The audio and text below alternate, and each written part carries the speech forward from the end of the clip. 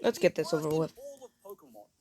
I had to record this, start this recording again because CC cursed and I'm not trying to get demonetized, so. This challenge even harder, I'm adding a ton of extra rules just to maximize the difficulty. Could my rock types conquer Paldea, or would we be crushed to dust? Well, Crush to find dust. out. To start, I name myself after a rock type icon. The Brock. The Brock. After having a standard rock trainer breakfast, we begin our journey. Except, as much as I would love a kitten made of rocks, none of these starters are a rock type. But eventually, we can find our true starter Pokemon, a real demon of a rock type who is sure to strike fear into the hearts of our enemies. Bonsly. I give it the intimidating nickname of Pebbles, and now that we were armed with our glorified houseplant, it was time to begin dominating Paldea, and nothing would stop us. Moments later, we were stopped by Nemona's duck. Quaxley spams growl, lowering my attack so that my rock throws barely do anything. While Bonsly can KO Quaxley, Nemona's Pawmi is way out of our league, with a few Terra-boosted Thundershocks destroying my plan. Yep, my rocks had already crumbled. I mean, it's not all that surprising, since Brock's full-time job is basically to get clapped by any 10-year-old who picked a Bulbasaur or Squirtle. Our team was looking pretty trash so far, but I want to know in the comments, what's your favorite rock type in Paldea? If you don't pick Bonsly, you'll probably cry. Well, what's your favorite rock type Pokemon? Let me know in the below. I won't be terrestrializing in this run just to make it that much harder. Now we've reached the school where this kid looks like a broken light bulb. You should probably get that checked out. Could I trouble you for a few words introducing yourself? Sure thing. First of all, what is his face? Why is it black?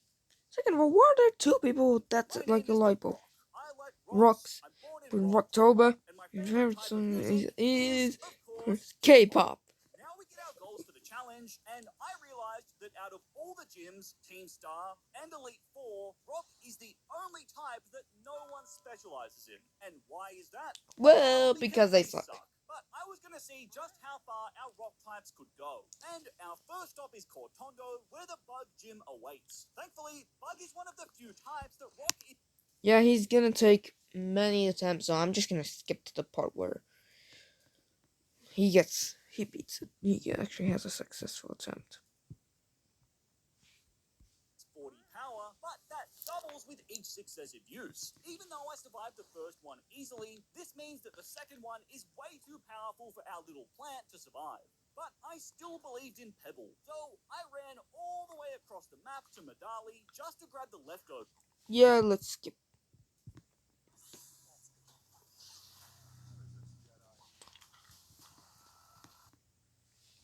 We can find this TM for Protect, and this was going to make all the difference. On this attempt, the start of the fight goes exactly the same as last time, with Bonsly taking down Nimble and Tarantula. Just like before, Fury Cutter does huge damage, and Rock Throw isn't enough to one-shot. We are absolutely dead to a boosted Fury Cutter, however, this is where Protect comes in. This importantly prevents Fury Cutter from landing, breaking the boost that it gets from successive uses. This means that on the next turn, Fury Cutter is back to 40 power, and Bonsly survives a hit on just 1 HP. With that, we can land a second Rock Throw, taking down the demonic teddy bear, and giving us our very first badge. To celebrate, our Bonsly reached level 16 and bloomed into a Sudowoodo. Our little Pebble is all grown up, but still pretty adorable. The first gym was tough, despite being a good type matchup, which makes me horrified since the next gym is a type that we're actually weak against. Fortunately, now we can finally get some new team members. First up, I found a little Nacli, who I bestowed the name Salt Bay.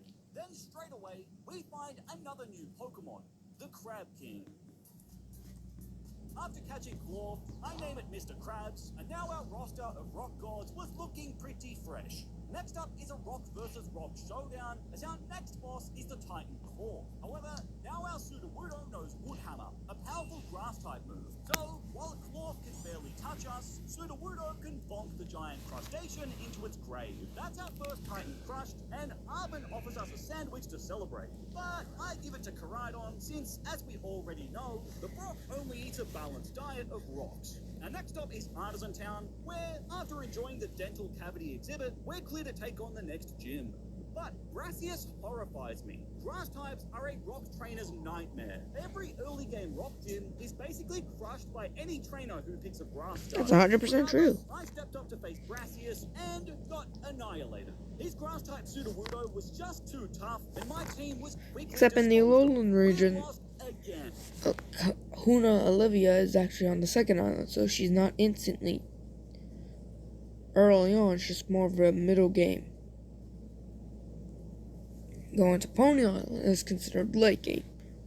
However, I knew this was possible, so I returned to Brassius for a rematch. This time, I lead with Claw and fire off a big rock tomb that does just over half. But then Petilil puts me to sleep. However, this is all part of the plan, because Claw is holding a Chesto Berry, which immediately wakes me up. So, on the next turn, one more rock tomb can finish Petilil. Next up is Smoliv, who does manage to hit a Razor Leaf, but it's pretty pathetic. So, a second rock tomb Pathetic. crushes the tiny Olive. This leaves only Sudowoodo, the real problem on Brassius' team. My rock tombs do way less to Sudowoodo, and despite Claw's huge defense, Sudowoodo is so strong that it can still crush my crab with a second Trailblaze. Nacli did basically nothing, before also suffering the same fate. At least you tried, little buddy. Now it was down to a 1v1. A showdown between two Sudowoodo. Honestly, this disgusts me. Why would a based rock Pokemon ever want to change its type? Anyway, it outspeeds me, and we take a big Trailblaze. However, with a lucky Stone Edge critical hit, we wipe out Brassius' Sudowoodo, giving us our second badge. My rock team actually somehow beat the Grass Gym. I just know that my rocky ancestors are looking Fun down, fact, it probably wasn't the first this try. victory pleased the Brock. What also pleases the Brock is cute anime girls. So, I know Oh my you god, a love sponsor. Honkai in bandwidth kind of the Freud, iOS the code, truth seek. Moving on, now we can get our next encounter, Rockruff. Except not this one. I want the cool dusk form like a rock, so I had to go and catch a ton of Rockruff until I found our new Rocky Doggy with the own tempo ability. I named it Jurassic Park and charged up the mountain towards the next Titan. But this one's the flying Titan, so I basically just threw my claw at it and shot it out of the sky. Trying to drop rocks on folks is dangerous. Yeah, let's teach him a lesson by throwing some rocks at him. After Claw crushed the Titan, no problem, Arvin tells us about his sick dog. My buddy here was hurt pretty bad a while ago. Have you tried feeding it some rocks? You stay the hell away from my dog. Next up is our first team Star Boss battle against Gyakumo's Dark types. He rolls up in his big scary car, but I was feeling pretty confident until I realized that Pawniard knows Metal Claw. It's super effective against my rocks, so my plan went down the drain as each of my pet rocks were crushed. This L did not please the Brock. But I returned with a new strategy in search of vengeance. This time, I lead with the Crab King, and since Pawniard is quite weak to fighting, I can take it down with only 2 Rock Smashers. Riverbroom quickly takes out Claw, but now it's time for the cheese. I have Rockruff spam Sand Attack, which lowers accuracy. We basically throw sand at Gyakumo's car until it struggles to land any attacks. Now, our Sudowoodo is cleared to come in and bonk it with Hammer Arm until it's a hunk of scrap metal. Gyakumo complains about being bullied, and then, not 2 minutes later, bullies Clive about his hair. You hypocrite. I took on another Team Star Boss next, but this one is much easier. Fellow fire types are no match for my rock hard Mons, and we have a huge type advantage, so we can crush her on the very first try, despite being under level. Oh wait, another fire type. I must have missed one. Nacli, finish the job. No, Charlos. I'm sorry for your char, boss. On my way to Good the next one. gym, I stumbled across our next encounter, Dreadnought. Unlike its pre-evolution, Dreadnought actually has a rock typing, so I quickly caught it and named it the Kraken. Get it? Because it lives in water like the Kraken, but it's a rock, and you probably don't get it. Soon after, I made get it it. to the city of Levincia. Why is Quaxwell trying to sell me a credit card? I refuse to take financial advice from a duck. My man, you are one slick salesman. Give me everything you've got. Give Once me our everything. Pokemon evolved into its blocky Minecraft form, Knuckle Stack, we will Minecraft. And for the first time, we have more Pokemon than the gym leader. So, under my rules, I needed to bench a Pokemon to make an even 4-on-4. But since Iono uses electric types, it's pretty safe to bench our Wet Rock, Dreadnought. With my chosen pet rocks assembled, I stepped up to face Iono. She leads with her goofy little bird, and my Knuckle stack absolutely walls this guy. So I can use Iron Defense to max my defense before laying smack down on it for a quick KO. However, next is Bellibolt, and this chunky frog is a problem. It eats a super effective mud shot like it's nothing, while its water gun absolutely drowns my rocks. So I hit it with Salt Cure, our new move that deals passive damage. While my Lego rock does go down, it put in enough work for a hammer arm bonk to lower Bellibolt into Salt Cure range, finishing it off. Next up is Luxio, who intimidates me and gets a critical hit, but Sudowoodo is such a Chad that it can still crush Luxio with 2 Stone Edges. Now Iono was down to only her Miss Magius, but this thing is a demon. It's incredibly powerful and has no weaknesses. It immediately crushes So, Pebbles, the reason why Miss Magnus has no weakness. You know how electric types would be affected by ground types super effectively?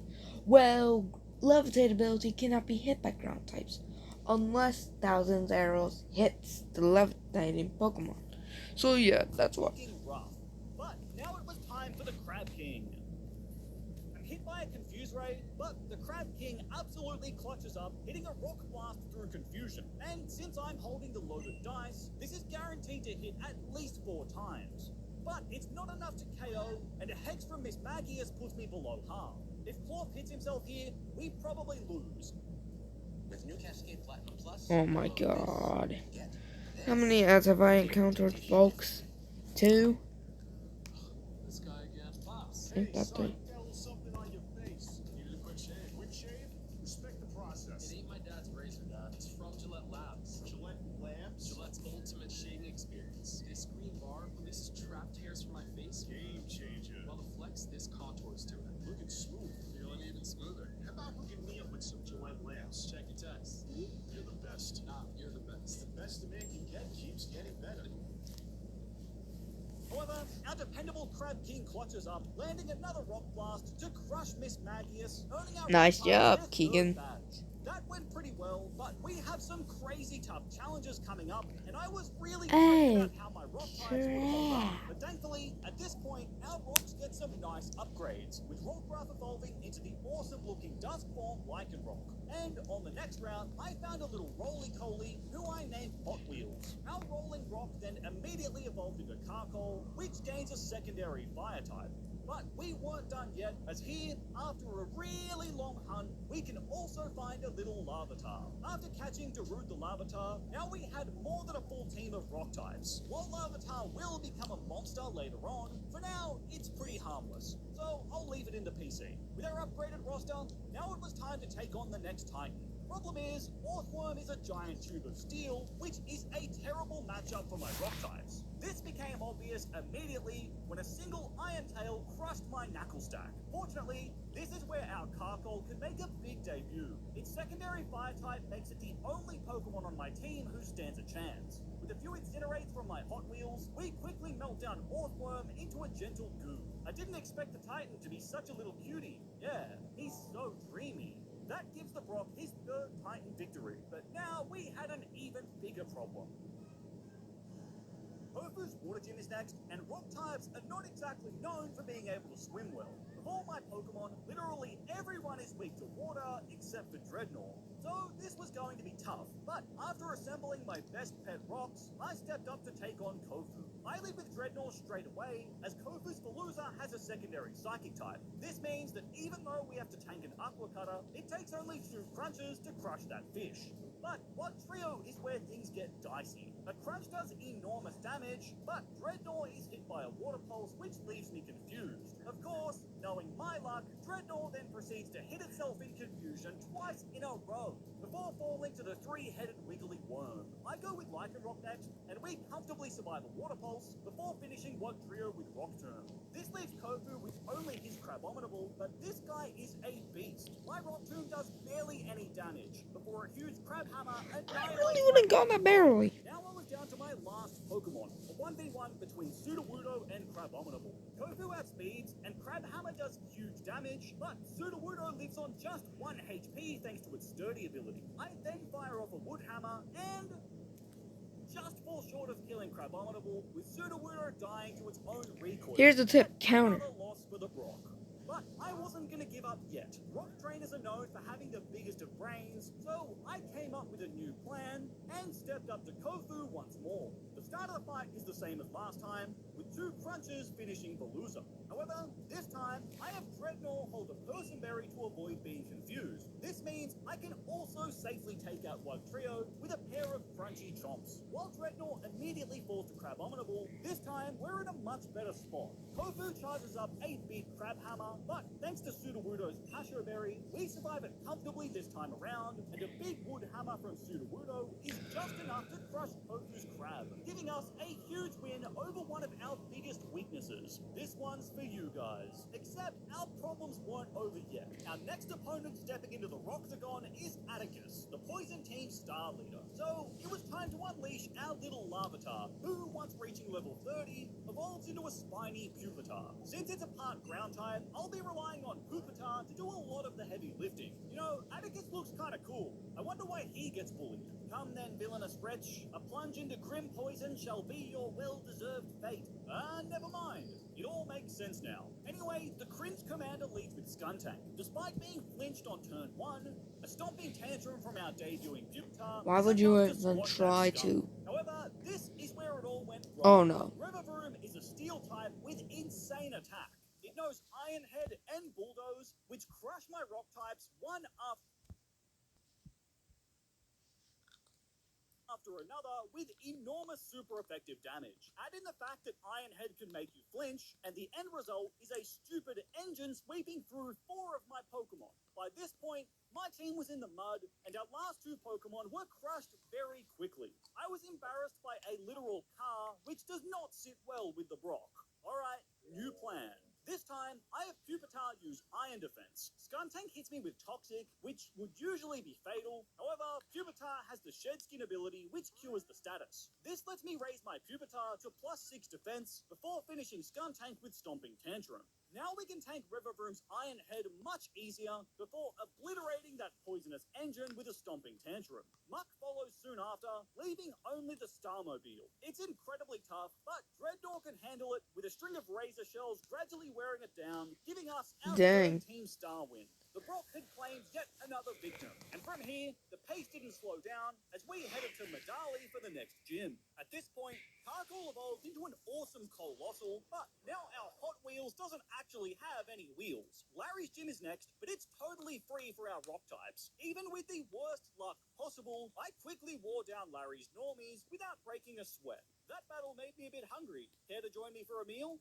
Sure. I'll take a large serving of rocks. Extra crispy. Whoa, you are one messed up dude. After the battle, we have to fight Nemona using only the 3 Pokemon I had in the gym. It was going pretty well until her Quaquaval emerged. This thing is a nightmare for the Brock as it sweeps through my team very quickly. This isn't a battle that we have to win, but that Quaquaval is going to be a huge threat later on. Next up, I sought out the next Titan Pokemon, but Great Tusk is a problem. It's a ground and fighting type, both of which are weaknesses of the Brock.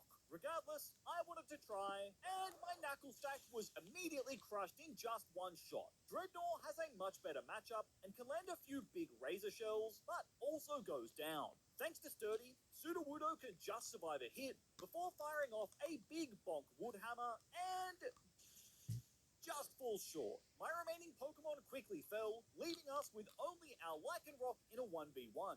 However, thankfully, our Lycanroc is faster, and Great Tusk is just low enough for a Crush Claw to finish it off. Our Rocky Doggy definitely clutched up there. What a certified good boy. 1 life equals 1 belly rub. Immediately after the fight, we get our next encounter, Stonjourner. It did not want to stay in the ball, but eventually it was caught, and I gave it the name Rock Lee. This guy is literally called the Big Rock Pokemon. What a perfect companion for the Brock. After a long trip, we finally make it to the snowy town of Montenevera. Isn't Snorunt cute?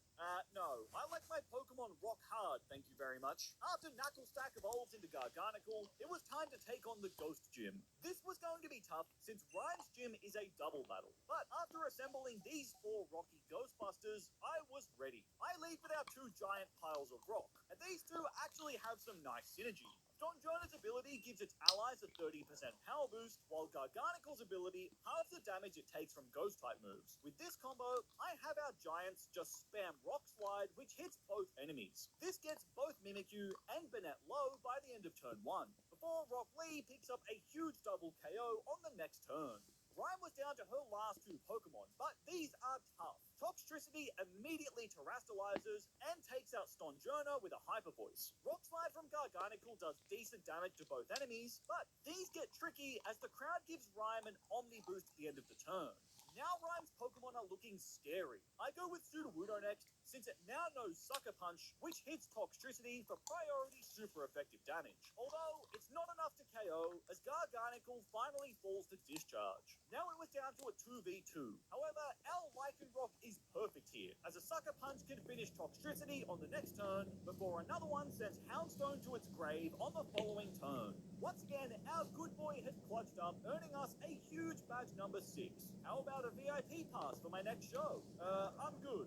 The Brock only enjoys the finest of K-pop. Our Stonjourner, Rock Lee, was great in that fight, but that's about as useful as it'll be. So, into the trash you go. It's not Damn. me, it's you. Moving on, now we hit some big momentum. Despite being pummeled once again by Nemona's Quaquaval, the next 2 gyms are totally free for the Brock. First up is Tulip, who we can take on after overcoming the demonic blinking Metacham in the gym test. Tulip's Psychic Giraffe is free for Clorf to boost its attack with Swords Dance. Once it knocks us below half health, my Anger Shell ability activates, also giving me a +1 speed boost. With this combination of raised speed and attack, Clorf goes Insano style and rips through all of Tulip's psychic types with a string of super effective X-Scissors. The Crab King does it again.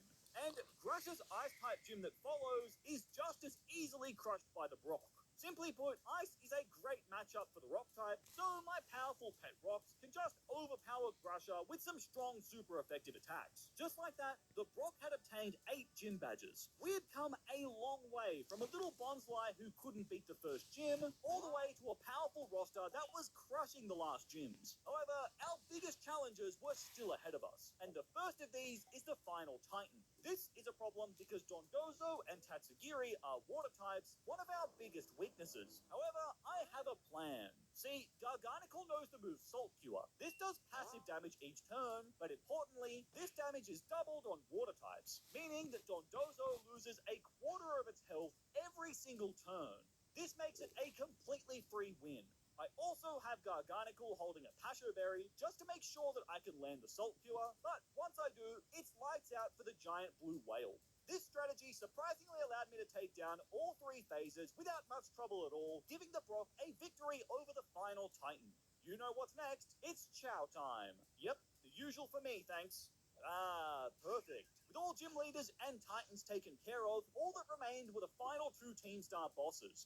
And to help with these, I went searching for our final encounter. It took ages, but eventually, in a cave, I stumbled across a tiny little Glimlet. After catching our Troxic, it immediately evolves into Glimmora, a poisonous rock who can be an absolute pest. But this guy was going to be crucial in my plan to take on Ortega. Leading with our new Toxic Rock, I immediately use Acid Armor to boost my defense. Then, on the next turn, Immortal Spin does tiny damage, but importantly, this poisons Azumarill. I'm hit by an Aqua Tail, which does huge damage. However, this activates my Toxic Debris ability, putting down a layer of toxic spikes. On the next turn, I use Rock Polish to double my speed, and thanks to my defense boost, I just survive another Aqua Tail. With this setup, our Glimmora is a demon. Since Azumarill is poisoned, Venoshock does double damage, and this crushes Pikablu in just one shot. But it gets better, as thanks to the toxic spikes, Ortega's Wigglytuff and Dashbun are poisoned on entry, meaning that they also go down to a single super effective, supercharged Venoshock.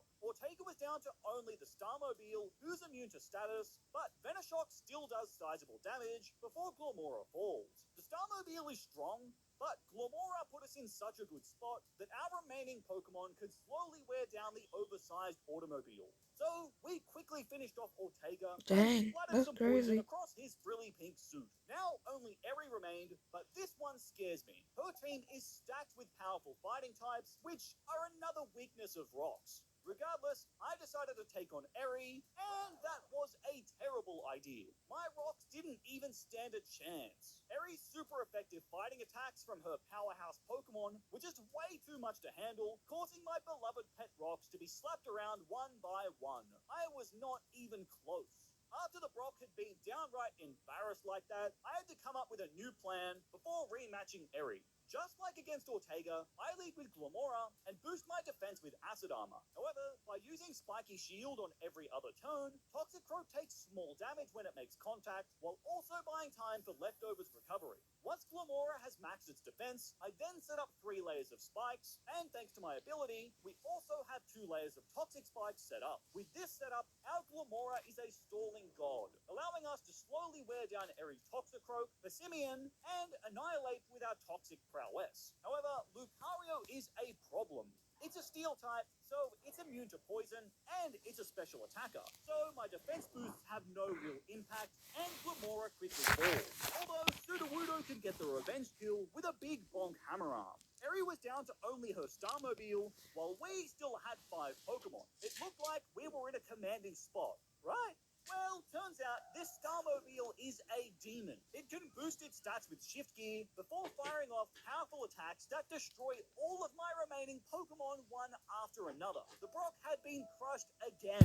There was no way for me to simply overpower Eri, so it was time to whip out the cheese. Now I had a new plan. The start of the fight goes the same as last time, with Glimmora being a pest and stalling out Eri's first 3 fighting types. However, this time I preserved Glimmora and sacrificed Colossal to Lucario. I tried to take it down with Claw, but that didn't work out. Regardless, our Garganicle was able to get the job done with Earthquake. While Garganicle quickly falls to the Starmobile, this lets me bring in our OG, Pebbles the Sudowoodo. The Combat Talk immediately crushes Sudowoodo, but we hang on with just 1 HP thanks to my Sturdy ability. And here is where my plan kicks in, because now Sudowoodo fires off counter, taking all the damage that was just done to me, and dealing double back to the Starmobile. That's enormous damage. On the next turn, Sudowoodo can also land a quick priority Sucker Punch before finally falling. Next is Glimmora, and I use Spiky Shield for some small chip damage, although my Toxic Rock is crushed on the next turn. I only have Lycanroc left, and the Starmobile has barely any HP. So I fire off an Accelerock and just falls short of getting the kill. However, Lycanroc is holding a Focus Sash, so we survive the incoming high horsepower on only 1 HP. This lets me land 1 more Accelerock on the next turn, finally taking down the Starmobile and giving us an incredibly clutch win over Eri's fighting types. I could tell from our battle that you're not a bad person. Oh, you really think so? Let me change your mind. Now we were in the endgame, and our hardest fights against Rock's biggest weaknesses were still to come. However, the upcoming fights before that are totally free. Maverstiff, I'm so glad you're well again. Sorry about that. Against Arbor, I first set up Toxic Spikes with Glimmora before going into Garganicle. And this is where I introduce a busted move, Body Press. This move uses defense rather than attack to calculate damage. So by combining this with Iron Defense, not only do we tank physical hits better, but we also deal more damage with Body Press. Since Greedent is a physical attacker, Garganicle easily gets to +6 defense, and now that it's rock hard, our Body Press does enormous damage. From here, it's an absolute slaughter, as Body Press just rips Arbor's whole team to shreds. Oh no, a big scary Maverstiff! Ha, pathetic. Send this dog to the Shadow Realm. With Arben crushed to a pulp, our next dish is Director Clavel. He may have a scary, diverse team of powerhouses, but I have a rock.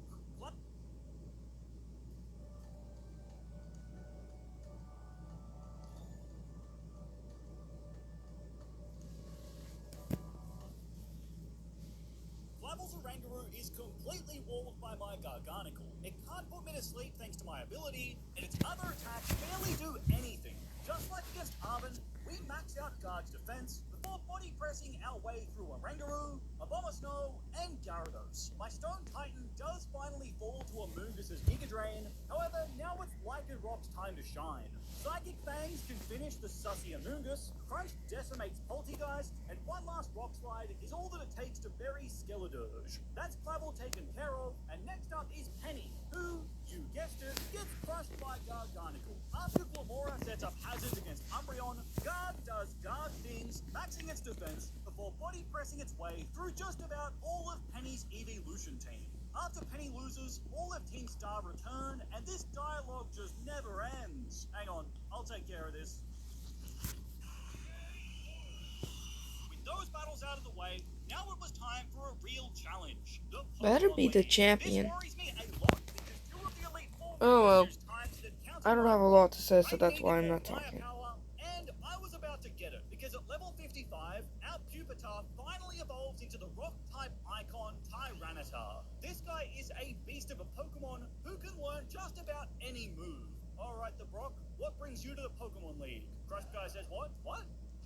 Ground types are up first, and You fell for that. deadly for my rocks. I lead with Glamora and manage to set up 2 layers of spikes before falling. To deal with this toothy Wishcash, I send in Sudowoodo next. An Earth Power does enormous damage, but Sudowoodo survives, and a quad-effective bonk from our giant Wood Hammer is enough to slay Rika's fish. Although Sudowoodo did die to its own recoil. Nice job, Pebbles. We were behind, but that was about to change, as the Kroken is our secret weapon in this fight. With a string of super effective liquidations, we can take out Camerupt as well as Donphan. Despite falling to Dugtrio soon after, both of Rika's remaining Pokemon are physical attackers. So I unleash Garganicle and use our trademark Iron Defense and Body Press combo to clean up the last of Rika's ground types. That's our first E4 win, but Poppy's steel types worry me even more.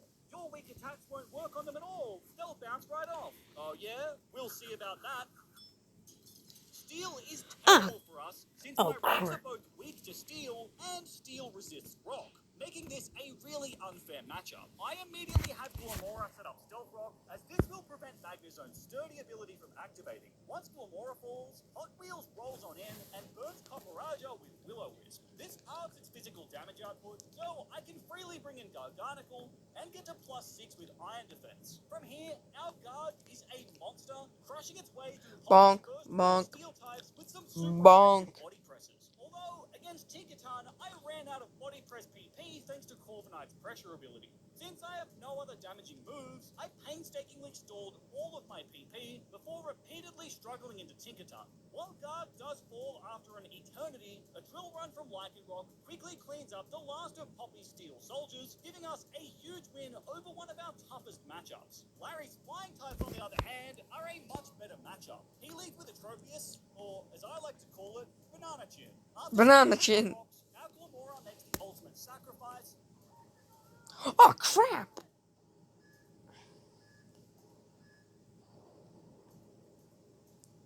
Why? My God, what a hero. What do you mean? However, is quickly traded out by Staraptor.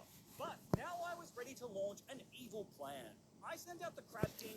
What do you have in plan? This guarantees that I survive a close combat, activating my Anger Shell ability to boost both my attack and speed. Then I used a Swords Dance to boost my attack even more. Now Clorf was a supercharged demon ready to sweep, except it missed its very first rock slide and immediately dies. Fortunately, Lycanroc is much more dependable, as thanks to my Life Orb and Stealth Rock, a barrage of Stone Edges are enough to sweep through the rest of Larry's flying types. We got there in the end. No thanks to you. The final Elite Four member is Hassel, who has a set of powerful dragons, while I have a set of pet rocks. However, Hassel was about I like how the rock showed up with Goo Goo Yo's. I lead without Godzilla, Darude, whose ability sets up a sandstorm.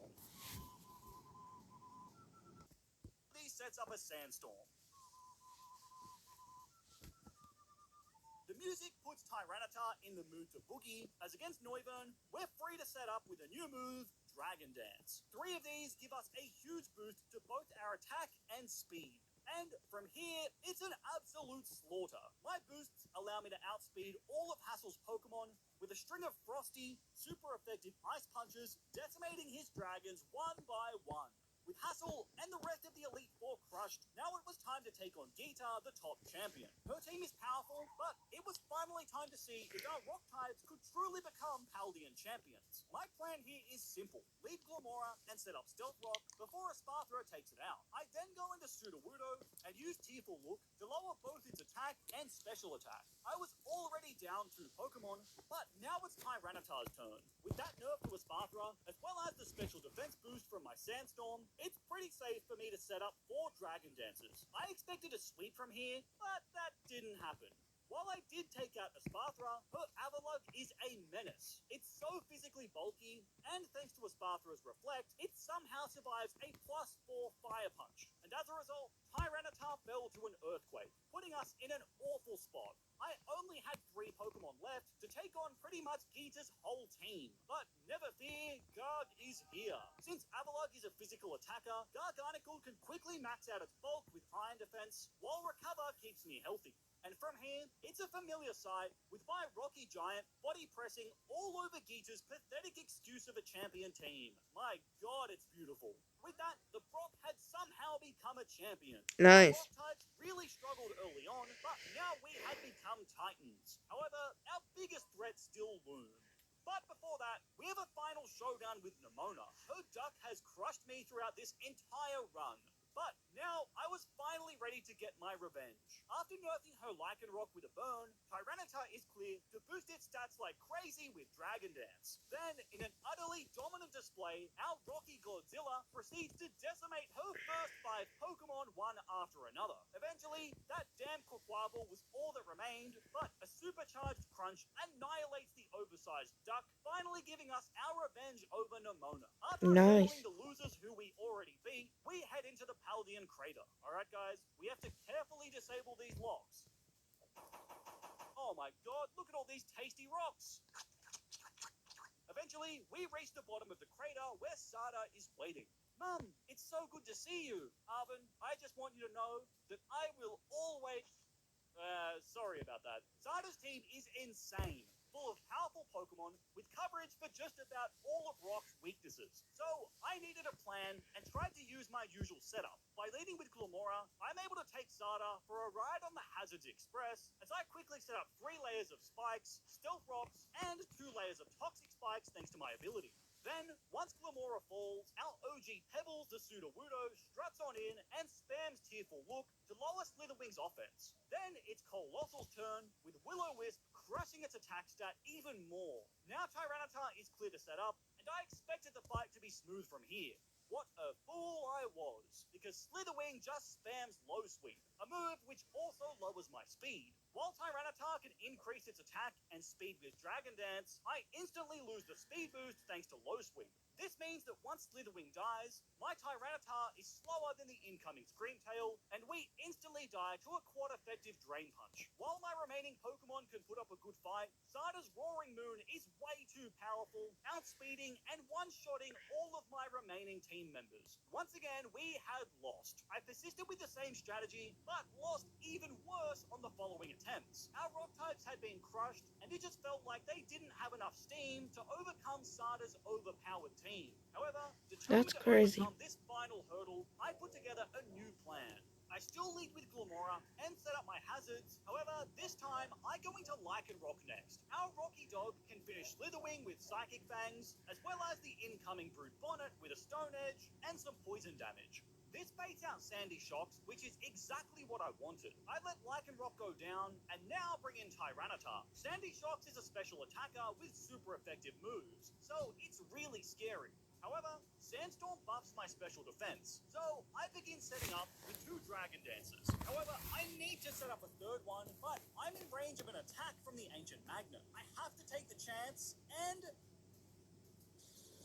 just survive a hit with only 4 HP remaining. That makes all the difference. This means I can finish off Sandy Shocks with an Ice Punch before Scream Tail comes in. However, Tyranitar's boosts mean that we can outspeed Scream Tail this time and finish it off with a Nice. supercharged Iron Head. Sada's Quatermain gets the exact same treatment, leaving her with only Roaring Moon. But with one final Ice Punch, Tyranitar crushes the almighty dragon. It wasn't easy, but with that, my Rock types had proven their worth and crushed all of Well, if you- Pokemon Scarlet. If you like that video, subscribe. Now bye.